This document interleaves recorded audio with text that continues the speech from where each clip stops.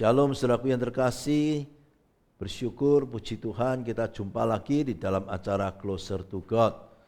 Harapan saya saudara semua dalam keadaan yang baik dan kiranya selalu mengikuti program Closer to God, sehingga kita makin hari makin dekat kepada Tuhan, supaya hidup kita baik dan berkenan kepadanya. Mari saudaraku, sebelum kita memulai acara kita masuk di dalam doa. Ya Tuhan, ya Allah kami bersyukur untuk kehidupan dan kesehatan yang Tuhan berikan sampai hari ini. Malam ini kami mau memuji dan menyembah Engkau. Kami mau masuk hadirat Tuhan lebih dekat kepada Engkau ya Tuhan, dan juga mau mendengar firman-Mu. Berbicaralah Tuhan, kami sungguh membutuhkan firman Tuhan. Di tengah kehidupan yang penuh dengan tantangan ini, biarlah kami boleh dengan firman Tuhan melangkahkan kaki kami dengan iman dari sehari ke sehari, melakukan apa yang Tuhan berkenan kepadamu. Terima kasih ya Tuhan, ini doa kami, berkati setiap kami yang melayani dan berkati setiap orang yang boleh bergabung di dalam online Closer to God ini. Demi nama Yesus kami doa, amin. Baik saudaraku, kita akan mulai dengan puji-pujian dan penyembahan kepada Tuhan. Dan sekali lagi, setiap kali dalam acara ini saya bersyukur Tuhan kirim rekan-rekan yang boleh bersama dengan saya melayani saudara. Baik, malam ini ada saudari Jessica dan Kathy yang akan melayani puji-pujian. Saya serahkan untuk teman berdua memimpin kita dalam puji-pujian.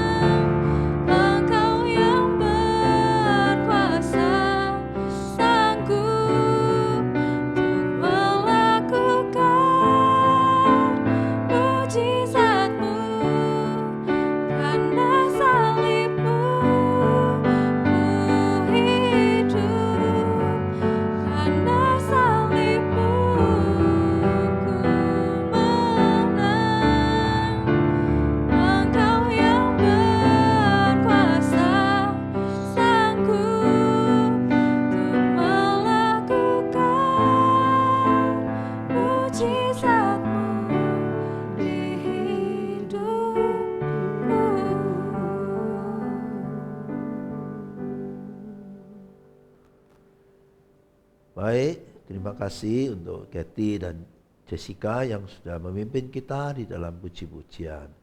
Bapak Ibu yang terkasih, saya mengambil tema hari ini yaitu langkah-langkah iman. Ya. 2 minggu yang lalu kita sudah membahas topik tentang ujian iman. Ya. Dan hari ini kita akan melanjutkan setelah kita mengalami ujian, bagaimana saudaraku kita bisa mengalami kemenangan, yaitu kita harus melangkah dengan iman, bukan? Mari kita membuka kitab 1 Raja-Raja pasal yang ke-18 ya. 1 Raja-Raja pasal yang ke-18. Seharusnya kita membaca ayat 1 sampai 40 supaya kita bisa mengerti kisah ini secara lengkap. Namun tentu karena alasan waktu kita tidak bisa baca semuanya. Saya hanya akan membaca ayat 1 dan 2. Setelah itu nanti kita loncat ayat 36 sampai 40 ya. Demikian bunyinya. 1 Raja-Raja 18 ayat 1 dan 2. Dan sesudah beberapa lama datanglah firman Tuhan kepada Elia dalam tahun yang ketiga. Pergilah, perlihatkanlah dirimu kepada Ahab, sebab aku hendak memberi hujan ke atas muka bumi. Lalu pergilah Elia memperlihatkan diri kepada Ahab. Adapun kelaparan itu berat di Samaria. Kita loncat ayat 36, saudaraku. Kemudian pada waktu mempersembahkan korban petang, tampillah Nabi Elia dan berkata, "Ya Tuhan, Allah Abraham, Ishak dan Israel, pada hari ini biarlah diketahui orang bahwa Engkaulah Allah di tengah-tengah Israel, dan bahwa aku ini hamba-Mu, dan bahwa atas firman-Mu lah aku melakukan segala perkara ini. Jawablah aku ya Tuhan, jawablah aku supaya bangsa ini mengetahui bahwa Engkaulah Allah ya Tuhan, dan Engkaulah yang membuat hati mereka tobat kembali." Lalu turunlah api Tuhan menyambar habis korban bakaran, kayu, api, batu dan tanah itu. Bahkan air yang dalam parit itu pun habis dijilatnya. Ketika seluruh rakyat melihat kejadian itu, sujudlah mereka serta berkata, "Tuhan dialah Allah, Tuhan dialah Allah." Kata Elia kepada mereka, "Tangkaplah nabi-nabi Baal itu. Seorang pun daripada mereka tidak boleh luput." Setelah ditangkap, Elia membawa mereka ke sungai Kison dan menyembelih mereka di sana. Saudaraku yang terkasih di dalam Tuhan, kisah ini adalah salah satu dari kisah yang besar yang tercatat dalam Alkitab. Kisah yang spektakuler ya. Kita tahu ada beberapa kisah yang besar dalam Alkitab, termasuk ketika Musa membelah Laut Teberau ya. Dan hari ini kita melihat satu kembali kuasa yang besar dari Tuhan melalui Nabi Elia, saudaraku. Turunlah api dari langit. Ini sekali terjadi dan tidak terulang kembali, saudaraku. Ya. Nah, hari ini kita mau belajar tentang bagaimana Elia melangkah dengan iman. Ya, apa yang dilakukan Elia semuanya dengan dasar iman dan akhirnya mengalami kemenangan yang luar biasa, bukan? Saudaraku yang terkasih, di dalam hidup ini kita akan mengalami tantangan-tantangan, baik itu baik tantangan itu kecil atau besar, ya kita akan mengalaminya. Dan setiap orang seharusnya dapat mengalami kemenangan, ya atas tantangan-tantangan tersebut. Namun untuk mencapai kemenangan, kita harus berani bertindak dengan iman. Ini kata kuncinya, saudaraku. Berani bertindak dengan iman, berani mengambil langkah-langkah iman. Melakukan langkah-langkah iman yang sesuai dengan firman Tuhan ya.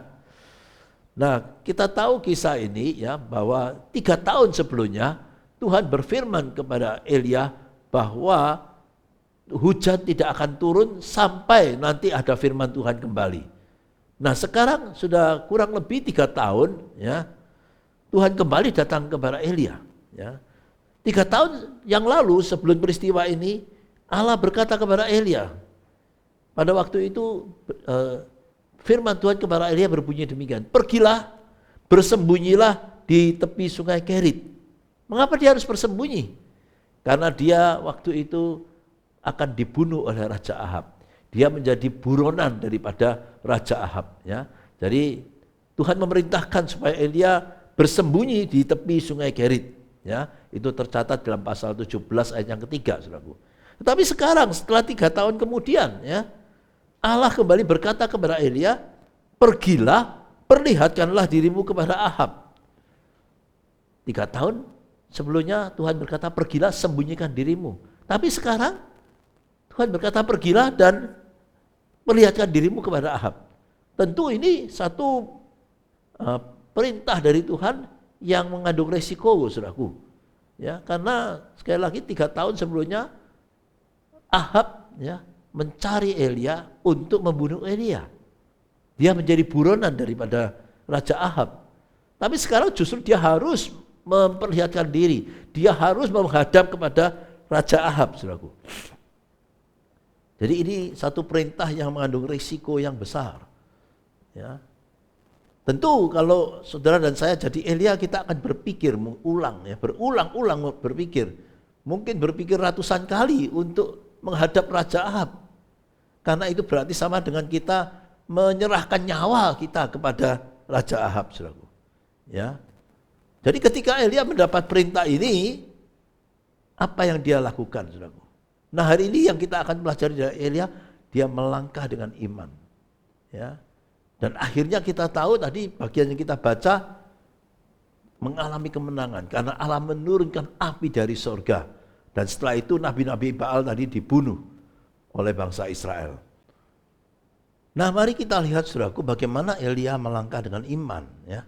Yang pertama, saudaraku, Elia taat tanpa perbantahan. Elia taat tanpa penundaan. Ketika Elia diminta untuk menghadap kepada Raja Ahab, dia taat, saudaraku. Walaupun itu dengan risiko atau pertaruhan nyawanya. Ya, perintah ini seolah-olah perintah yang tidak masuk akal. Mungkin bagi logika manusia ini perintah yang salah, saudaraku. Bagaimana tidak? Karena 3 tahun yang lalu Tuhan memerintahkan Elia untuk bersembunyi dari Raja Ahab. Karena Raja Ahab ingin membunuh dia. Ya. Selama 3 tahun Elia menjadi buronan daripada Raja Ahab. Katakanlah DPO, saudaraku. Ya. Raja Ahab dengan segala cara mengerahkan pasukannya tentunya, orang-orangnya untuk mencari Elia. Tetapi sekarang 3 tahun kemudian perintah Tuhan justru meminta Elia menghadap Raja Ahab. Kalau perintah ini datang kepada saudara, apa yang saudara lakukan?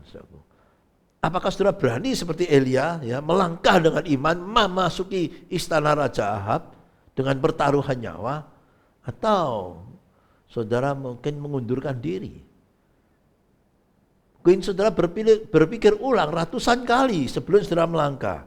Saudaraku, lihatlah di sini bahwa Elia ketika mendengar perintah, dia tidak ada penundaan, langsung dia pergi, saudaraku. Ya. Karena dia tahu Tuhan terlalu bijaksana untuk melakukan kesalahan, ya.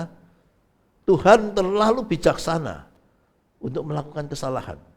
Maka lakukan saja apa yang ia minta. Walaupun kadang-kadang itu mungkin tidak sama dengan logika kita. Karena ketaatan yang seperti ini akan mengawali satu peristiwa besar dalam hidup saudara. Seperti yang dialami oleh Elia dan bangsa Israel waktu itu. Bagaimana api turun dari sorga. Ya. Ketaatan yang sederhana sekali lagi akan mengalami peristiwa besar. Sesungguhnya itulah yang Tuhan inginkan dalam hidup iman saudara dan saya. Apakah kita berani melangkah dengan iman ketika perintah Tuhan itu tidak sama dengan logika kita, dengan pikiran kita, dengan rancangan kita. Ketaatan firman Tuhan mungkin membuat Anda seperti orang bodoh, ya. Tetapi jika engkau tidak taat kepada firman Tuhan, maka itu berarti engkau sungguh-sungguh bodoh, saudaraku.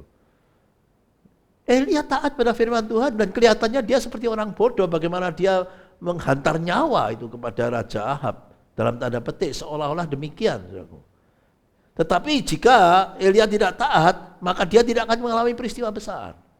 Ada banyak contoh dalam Alkitab ketika seseorang mentaati firman Tuhan seolah-olah itu adalah seperti orang bodoh, saudaraku. Yosua dan bangsa Israel mentaati firman Tuhan, dia berjalan keliling 7 kali mengelilingi tembok Yeriko, bukan? Dan itu seperti orang bodoh, bagaimana berperang tapi hanya berjalan mengelilingi 7 kali. Tetapi itulah yang membuat tembok Yeriko runtuh, bukan? Sekali lagi, ketaatan pada firman Tuhan seringkali membuat saya dan saudara orang percaya ini kelihatan bodoh. Tapi jika engkau tidak taat kepada firman Tuhan, maka sesungguhnya engkaulah orang yang bodoh. Nah, seringkali yang menjadi hambatan untuk saudara dan saya mengalami kuasa Tuhan adalah karena kita lebih menyukai jalan kita sendiri. Adalah ketika kita lebih menyukai rancangan kita sendiri. Kita lebih mengandalkan pikiran kita, logika kita, lebih daripada firman Tuhan. Ya. Maka hari ini saya ingin mengajak saudara, dalam kehidupan ini ada waktunya, saudaraku, kita harus berani melangkah, mentaati firman Tuhan, walaupun seolah-olah bertentangan dengan logika kita. Mentaati firman Tuhan, walaupun itu mengandung risiko, Bahkan mungkin resiko yang besar. Tetapi kalau jelas firman Tuhan datang kepada saudara, mari saudaraku kita belajar untuk mentaati tanpa penundaan, tanpa keraguan. Itu yang pertama, saudaraku. Yang kedua, langkah iman daripada Elia, yaitu dia tidak bercabang hati. Ya. Berarti perhatikan ayat 21 dari pasal 18 ini, saudaraku. Ya. Lalu Elia mendekati seluruh rakyat itu dan berkata, berapa lama lagi kamu berlaku timpang dan bercabang hati? Kalau Tuhan itu Allah, ikutlah dia. Dan kalau Baal, ikutlah dia. Tetapi rakyat itu tidak menjawabnya sepatah kata pun. Ya. Lihatlah di sini Elia datang atau berkata kepada seluruh bangsa Israel waktu itu, meminta bangsa Israel untuk tidak bercabang hati. Ini perlu iman, saudaraku. Ya. Elia berkata kepada bangsa Israel, berapa lama lagi engkau akan bercabang hati seperti ini? Kalau Tuhan, ikutlah dia. Kalau Baal, ikutlah dia. Tidak bisa dua-duanya gitu. Dikatakan rakyat tidak menjawab.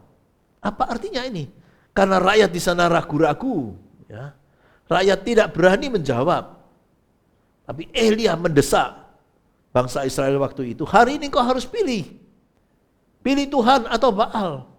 Tidak boleh bercabang hati. Saya tidak tahu bagaimana iman saudara hari ini. Ya. Kekhawatiran saya, hari ini banyak orang percaya atau orang Kristen masih bercabang hati. Percaya kepada Tuhan, yes, percaya kepada Tuhan. Percaya Yesus. Tapi juga percaya kepada yang lain. Ya. Percaya kepada tahayul. Percaya kepada ahli-ahli nujum. Percaya kepada orang-orang pandai, orang pintar katanya. Atau yang lain-lain, saudaraku. Ya. Percaya kepada ramalan. Dan sebagainya. Hari ini pilihlah Tuhan atau Baal. Supaya kita sungguh-sungguh mempunyai iman yang sepenuh hati kepada Tuhan. Tidak bercabang hati. Saudaraku, kalau saudara pelajari kehidupan bangsa Israel, Tuhan berulang kali memberi ajaran pada bangsa Israel, karena setiap kali mereka berpaling dari Tuhan, dengan menyembah dewa-dewa atau berhala mereka. Tuhan tidak berkenan kepada orang yang bercabang hati, saudaraku. Dalam Yakobus pasal 1 dikatakan, orang yang mendua hati jangan harap beroleh apapun. Ya. Bagaimana dengan iman saudara hari ini? Saya mendesak saudara, saya menasihatkan saudara. Kalau engkau ikut Tuhan, ikutlah Tuhan sepenuh hati. Jangan bercabang. Karena orang yang seringkali berkompromi, sekali lagi itu namanya mendua hati. Itu namanya bercabang hati. Ingat, Tuhan kita juga adalah Tuhan yang cemburuan. Ya, tidak berkenan kepada orang yang mempunyai yang bercabang hati dalam kehidupan imannya. Kita harus tegas dalam kehidupan ini. Elia minta ketegasan dari bangsa Israel. Ya, ketegasan dalam hal iman. Walaupun bangsa Israel waktu itu banyak yang sudah mulai goyah. Tapi Elia memberikan satu teladan, yaitu dia tetap mengikut Tuhan sepenuh hati. Dan waktu itu dia meminta bangsa Israel, hari ini engkau tidak bisa lagi bercabang hati. Ini satu situasi yang serius. Pilihlah Tuhan atau Baal. Pilihan harus diambil, saudaraku. Ya, pilihan harus diambil. Hari ini mungkin hal yang sama. Engkau diperhadapkan pada situasi di mana engkau harus memilih Tuhan atau yang lain, Tuhan atau kepercayaan yang lain, Tuhan atau dewa-dewa yang lain. Ya, percayalah kepada Tuhan dan jangan bercabang hati lagi. Itu yang menjadi kunci untuk kita mengalami akan kuasa dari Tuhan, mengalami kemenangan demi kemenangan dalam hidup ini, mengalami perkara-perkara besar, saudaraku. Elia mengambil satu langkah tegas dalam iman. Tidak hanya dia, tapi juga bangsa Israel. Tidak boleh bercabang hati. Itu yang kedua. Dan yang ketiga, langkah iman apa yang dilakukan oleh Elia? Yang ketiga, dia berkata benar dan dia bertindak benar. Mari kita lihat ayat 18 dan 19, saudaraku ya. Dikatakan di sana, Elia berkata kepada Raja Ahab waktu itu, bukan aku yang mencelakakan Israel, melainkan engkau ini dan kaum keluargamu. Ini jangan lupa Elia sedang menghadap raja, penguasa pada waktu itu. Ya. Tetapi ia dengan berani dia berkata, bukan aku yang mencelakakan bangsa Israel, tapi engkau Raja Ahab, engkau dan kaum keluargamu. Oh, ini perkataan yang mengandung risiko juga, saudaraku ya. Bagaimana dia berani menunjuk kesalahan daripada seorang raja, penguasa waktu itu, saudaraku ya. Ia dengan tegas, dengan berani dia menegur dosa Raja Ahab. Ya. Bahkan tidak sampai di sana. Dan kalau sudah baca selanjutnya, dia memberikan tantangan kepada Raja Ahab. Ya. Dia memberi tantangan untuk mengadakan satu semacam pertandingan lah begitu. Dia menghadapi 450 orang nabi Baal, bahkan ditambah lagi dengan 400 nabi-nabi Asyera untuk mempersembahkan korban, dan nanti jika api turun dari surga, itulah yang akan menunjukkan dia Allah yang benar, gitu ya. Elia seorang diri, tapi dia menantang. Sekali lagi, 400 nabi Baal, 400 nabi-nabi Asyera. Jadi kalau boleh dihitung jumlahnya 850, saudaraku ya.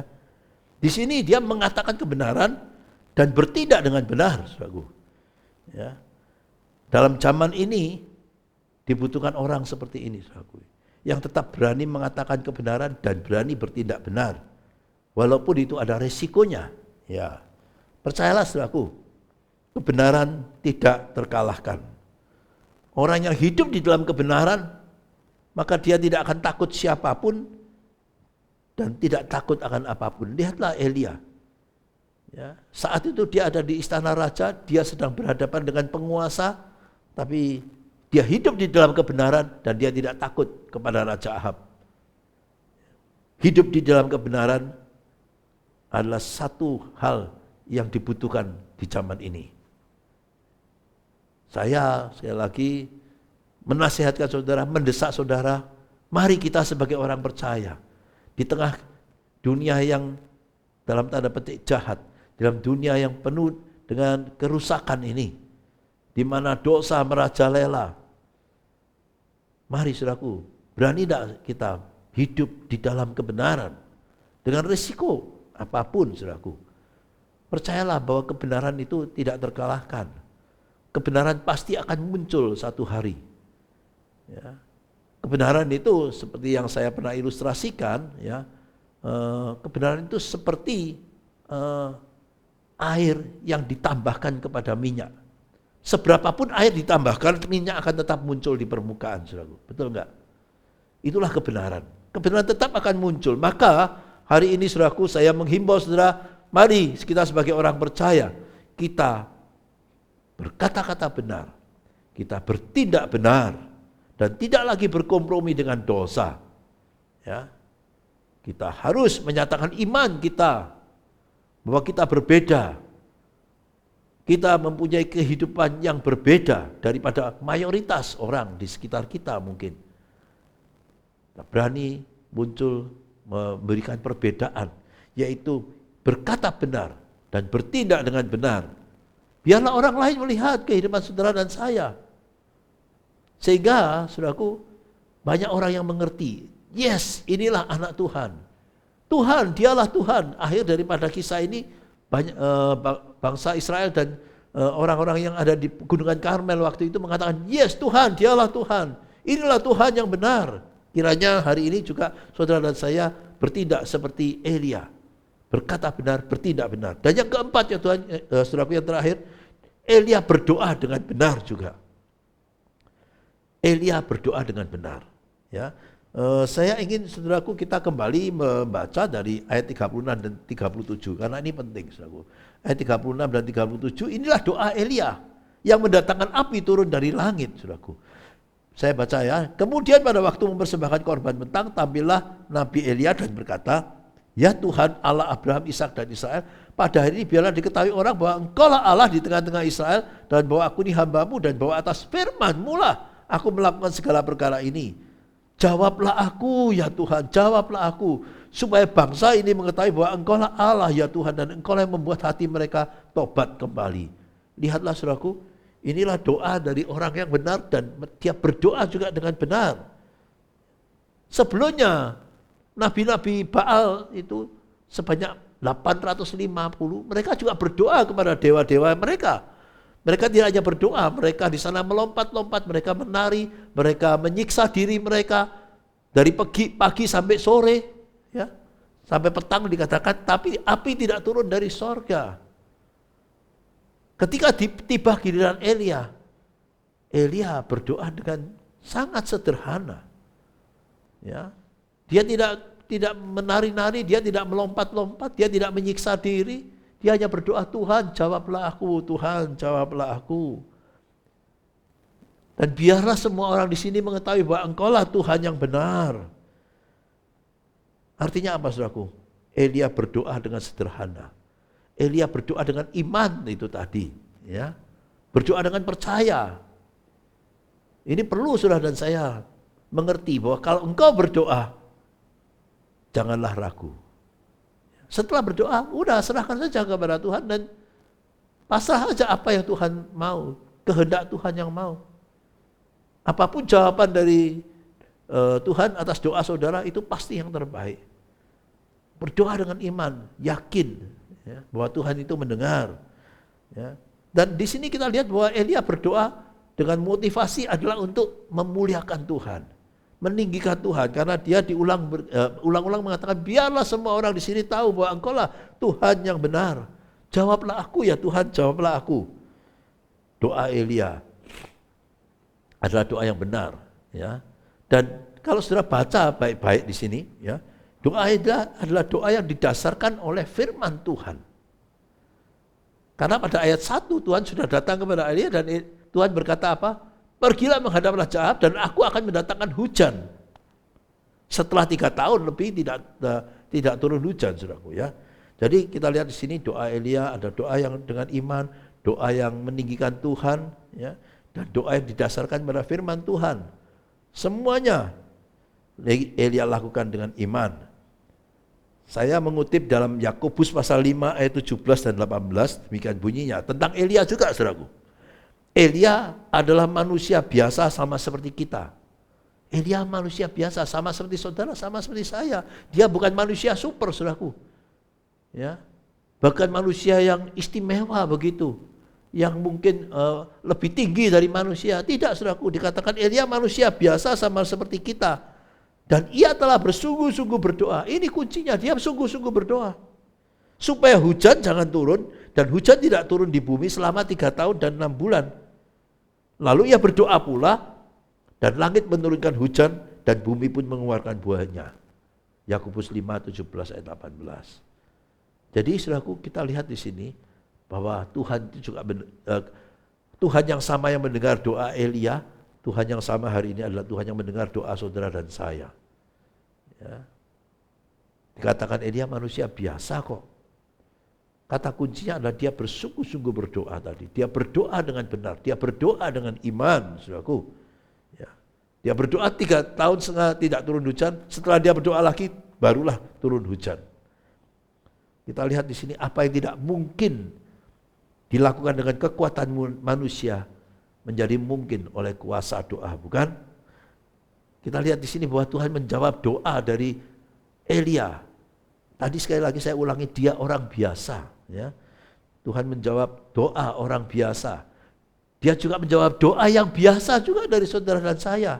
Tidak perlu doa itu harus istimewa dengan kata-kata yang indah, dengan puisi atau pantun atau sesuatu yang indah. Doa yang biasa.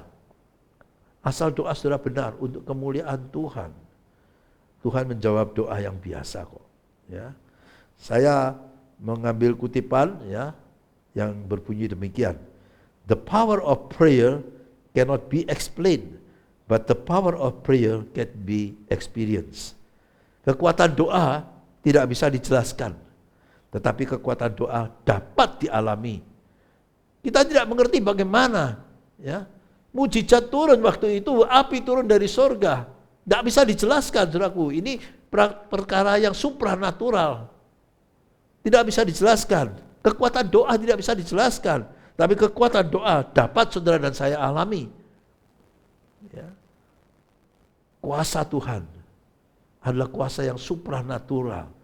Jika hari ini saudara menghadapi hal-hal yang mustahil, hal-hal yang tidak mungkin dikerjakan oleh kekuatan kemanusia, saudara dan saya masih punya satu hal yang bisa kita lakukan, yaitu doa. Karena dalam kuasa doa melampaui semuanya itu. Kekuatan doa sekali lagi tidak bisa dijelaskan, tapi kekuatan doa bisa saudara dan saya alami. Yang dibutuhkan hanyalah sebuah doa yang sungguh-sungguh tadi. Sebuah doa yang benar, sebuah doa dengan iman, itu akan merubah semuanya. Ya. Saya mendesak saudara juga, menasihatkan saudara, mari saudaraku, kita belajar untuk sungguh-sungguh mempunyai waktu doa. Dan ketika kita berdoa dengan benar, kita berdoa dengan iman. Saya akan tutup ya renungan kita dengan kembali dengan satu kutipan. There is a power in prayer.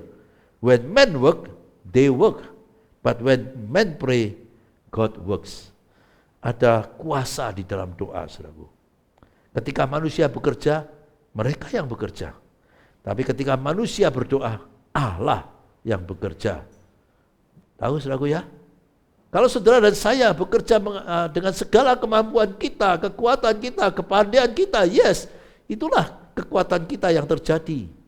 Ya. Apa yang kita dapatkan, ya itu memang kemampuan kita. Tapi ingat, kemampuan kita terbatas, bukan? Tetapi kalau kita mau berdoa, Tuhan yang akan bertindak. Dan jika Tuhan yang bertindak, maka tidak ada satupun yang bisa menghalanginya. Dan ketika Tuhan bertindak, itu tidak terbatas. Kuasa doa melebihi segalanya. Kuasa doa mengubah segalanya. Hari ini saudaraku kita sudah belajar langkah-langkah iman dari Nabi Elia. Yang kiranya juga bisa kita teladani. Mulai hari ini saudaraku, mari dalam hidup ini kita mengambil langkah iman. Kita perlu saudaraku melangkah dengan iman. Disitulah yang akan memberikan kita kemenangan demi kemenangan atas segala persoalan yang ada di dunia ini. Disitulah kunci untuk kita mengalami perkara-perkara yang besar. Kuasa yang besar daripada Tuhan. Jika pada waktu itu Tuhan menurunkan api dari sorga, satu peristiwa yang supranatural, yang spektakuler. Mari saudaraku, apakah engkau percaya bahwa Tuhan yang kita sembah, yang sama dengan Tuhan yang disembah oleh Elia, juga akan melakukan perkara-perkara besar dalam hidup saudara. Apa yang tidak mungkin oleh kekuatan manusia, mungkin oleh kekuatan doa. Apa yang tidak mungkin dilakukan oleh manusia, mungkin ketika kita melakukan langkah-langkah iman.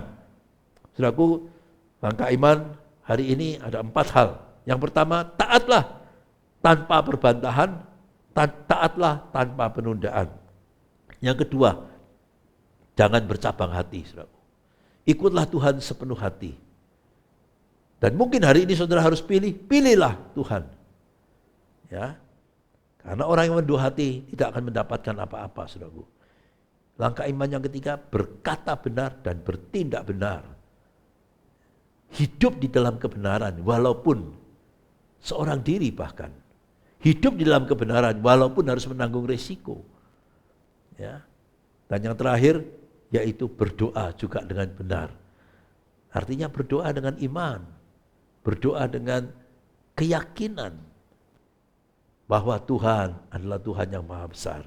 Kiranya Tuhan memberkati saudara. Mari mulai hari ini kita melangkah dengan iman. Demi nama Yesus. Amin. Mari kita berdoa, saudaraku. Tuhan, kami bersyukur kami belajar daripada tokoh yaitu Nabi Elia. Bagaimana dalam saat-saat kritis dia melangkah dengan iman. Walaupun harus dengan pertaruhan nyawa, dia tetap melangkah sesuai dengan perintah Tuhan, dengan firman Tuhan. Dia taat tanpa perbantahan. Dan dia yakin dengan sepenuhnya mengikut Tuhan dengan sepenuhnya, tidak bercabang hati, berkata benar, bertindak benar. Dan tidak hanya itu, dia berdoa dengan benar untuk kemuliaan nama-Mu. Kiranya Tuhan, apa yang kami dengar juga hari ini, kami boleh aplikasikan dalam kehidupan kami. Di hadapan kami penuh dengan tantangan, ada kesulitan. Tolong Tuhan supaya kami boleh melangkah dengan iman, dengan satu keyakinan bersama dengan Engkau, kami dapat melewati itu semuanya dengan baik. Segala puji hormat bagi Engkau Tuhan, demi nama Yesus kami berdoa. Amin. Baik Bapak Ibu, sekarang waktunya kita. Mari kita berdoa bersama-sama. Saya akan berdoa di tempat ini dan Bapak Ibu berdoa di rumah masing-masing. Kita berdoa, saudaraku. Jika ada di antara saudara yang saat ini menghadapi hal yang mustahil, mungkin adalah berupa sakit penyakit, kita berdoa. Kita minta sungguh belas kasihan Tuhan. Kita yakin tadi ada hal yang tidak bisa dikerjakan oleh manusia, oleh kepandaian dan kekuatan manusia, tidak mustahil di dalam kuasa doa. Tapi saudara dan saya, mari kita berdoa dengan benar, kita berdoa dengan yakin gitu ya. Kita berdoa seperti Elia. Elia manusia biasa saja kok ya. Mari kita berdoa. Bagi saudara kami yang sakit, percayalah dan Tuhan akan melawat saudara, menjamah dan memberikan kesembuhan. Berdoa bagi saudara jika ada di antara saudara yang mungkin mengalami masalah di dalam finansial ya. Jika itu bukan karena dosa, jika itu bukan karena kesalahan saudara, mari kita minta Tuhan tolong supaya Tuhan memberikan jawaban, memberikan solusi daripada situasi saudara. Kita yakin bahwa Tuhan akan sanggup memberkati saudara dengan segala cara itu. Ya, sekali lagi asal itu bukan karena dosa. Tuhan akan mendengar dan memberikan jawaban kepada saudara. Atau persoalan yang lain, sekali lagi yang sering kita hadapi adalah persoalan keluarga. Ya, itu akan sekali lagi akan sungguh membutuhkan belas kasihan, membutuhkan lawatan Tuhan untuk pemulihan bagi keluarga. Mari kita berdoa untuk hal-hal itu. Ya Tuhan, ya Allah kami, sekarang kami mau berdoa seperti Elia berdoa. Tuhan, kami bersyukur karena hari ini mengetahui bahwa Elia adalah orang biasa, sama seperti kami pada hari ini. Kami mau berdoa dengan benar Tuhan, berdoa dengan yakin, berdoa dengan sungguh-sungguh. Tuhan, tolonglah, izinkan sekarang hamba berdoa bagi saudara yang ada di rumah masing-masing. Sekarang ketika mungkin hari ini ada di antara mereka yang tertimpa sakit penyakit, kiranya Tuhan Engkau memberikan lawatan jamahan kesembuhan, apapun penyakitnya. Bahkan mungkin ada yang tidak mungkin disembuhkan lagi oleh kepandaian manusia, kepandaian dokter. Tuhan, kami minta pertolongan Tuhan. Jamahan Tuhan turun atas mereka yang sakit hari ini. Tuhan, demi nama Yesus, kami terima kesembuhan daripada Engkau. Demi nama Yesus, kami berdoa bagi saudara kami yang sakit. Tuhan, Engkau sembuhkan dengan belas kasihan-Mu, dengan kuasa-Mu. Terima kasih Tuhan. Sekarang kami berdoa juga bagi saudara-saudara kami yang sedang menghadapi masalah di dalam finansial. Mungkin karena situasi ekonomi yang sulit hari-hari ini.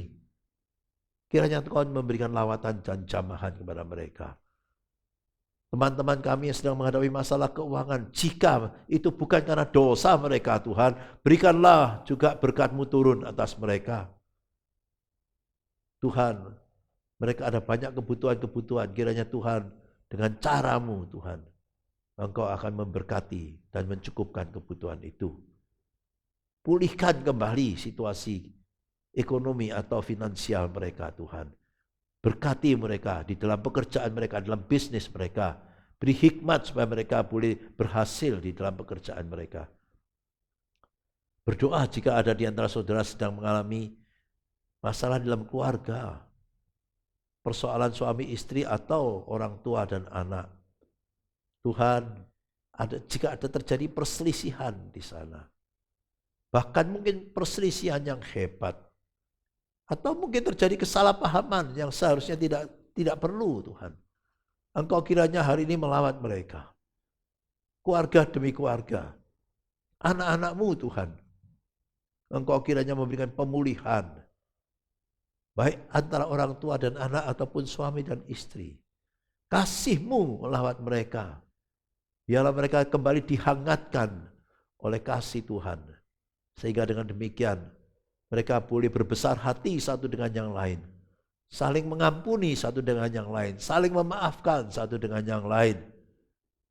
Dan mereka juga mengambil langkah-langkah iman untuk mengalami pemulihan daripada Engkau. Mengambil langkah iman untuk mengalami kemenangan yang besar di dalam menghadapi segala situasi persoalan yang ada, yang sedang kami hadapi hari ini. Terima kasih Tuhan, kami percaya Tuhan mendengar doa kami malam ini. Dengan iman kami doa demi nama Yesus. Amin. Baik saudaraku, sekarang kita akan kembali menaikkan puji-pujian untuk kemuliaan Tuhan. Ya, pujian ini berjudul Sampai Akhir Hidupku. Kiranya sampai akhir hidup saudara dan saya, saudara tetap setia kepada Tuhan, tidak bercabang hati. Ya. Saudara harus ikut Tuhan dengan sepenuh hati. Silakan untuk saudara Jessica dan Kathy memimpin kita dalam puji-pujian. Saudara bisa menyanyi di rumah saudara masing-masing ya. Teks nanti ada di dalam layar saudara. Baik, kita menaikkan pujian ini.